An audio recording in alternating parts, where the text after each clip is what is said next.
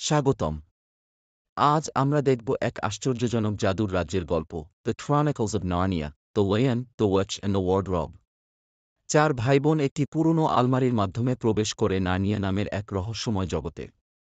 সেখানে তারা এক ভয়ঙ্কর ডাইনির শাসনের মুখোমুখি হয় এবং সিংহ অ্যাসলানের নেতৃত্বে এক মহাযুদ্ধের জন্য প্রস্তুতি নেয়। এরকম আরও রোমাঞ্চকর মুভি সম্পর্কে জানতে ছোট টিভি বাংলাদেশ চ্যানেলকে সাবস্ক্রাইব করুন। চলুন শুরু করা যাক। দ্বিতীয় বিশ্বযুদ্ধের সময় চার ভাইবোন, পিটার, সুজান, এডমন্ড এবং লুসি, এক গ্রামে আত্মীয়ের বাড়িতে চলে আসে। একদিন খেলার সময় লুসি পুরনো আলমারির ভেতরে লুকিয়ে পড়ে এবং হঠাৎ করে বরফে ঢাকা নার্নিয়ায় প্রবেশ করে। সেখানে তার দেখা হয় মিস্টার টুমনাসের সাথে, যে এক ছাগল মানুষ। টুমনাস লুসিকে আতিথ্য দেয়, কিন্তু ডাইনির ভয়ে সে ভীত থাকে। লুসি ফিরে আসে, কিন্তু কেউ তার কথা বিশ্বাস করে না। লুসির পর এডমন্ডও আলমারির মধ্যে ঢুকে পড়ে এবং হোয়াইট উইচের সাথে দেখা করে। উইচ তাকে রাজা বানানোর লোভ দেখিয়ে তার বিশ্বাস অর্জন করে। কিছুদিন পর চার ভাইবোন একসঙ্গে আলমারির মধ্যে প্রবেশ করে নার্নিয়ায় চলে যায়।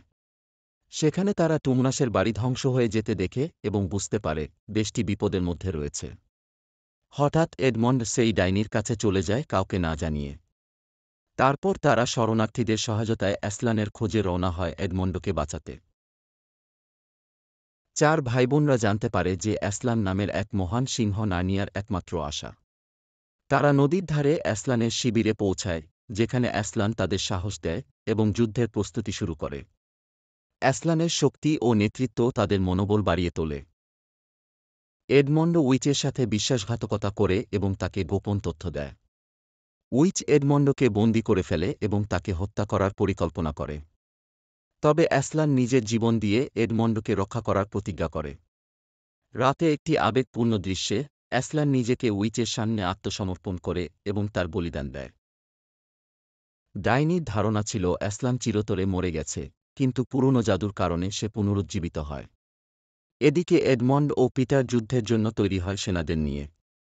অ্যাসলান লুসি এবং সুজানকে সঙ্গে নিয়ে উইচের মহলে যায় এবং পুরনো বন্ধুদের ও টামনাসকে উদ্ধার করে। তারপর সকলে একসাথে উইচের সেনাদের বিরুদ্ধে লড়াই করতে এগিয়ে যায়। তার ফিরে আসা যুদ্ধের ভাগ্য বদলে দেয় এবং সকলের মনে সাহস যোগায়। হোয়াইট উইচ তার দানব সেনাদের নিয়ে চূড়ান্ত যুদ্ধ শুরু করে। পিটার এবং তার সেনারা সাহসের সাথে যুদ্ধ করে, কিন্তু তারা চাপে পড়ে যায়। ঠিক তখন অ্যাসলান এবং তার দল এসে উইচের বাহিনীকে ধ্বংস করে। অ্যাসলান উইচকে পরাজিত করে এবং নার্নিয়াকে মুক্ত করে। যুদ্ধের পর নার্নিয়ায় শান্তি ফিরে আসে।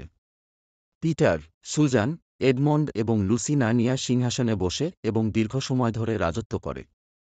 তারা ন্যায় ও শান্তির প্রতীক হয়ে ওঠে। কিন্তু একদিন তারা আলমারির মাধ্যমে আবার নিজেদের বাস্তব জগতে ফিরে আসে, যদিও নার্নিয়ায় তাদের স্মৃতি চিরকালের জন্য রয়ে যায়।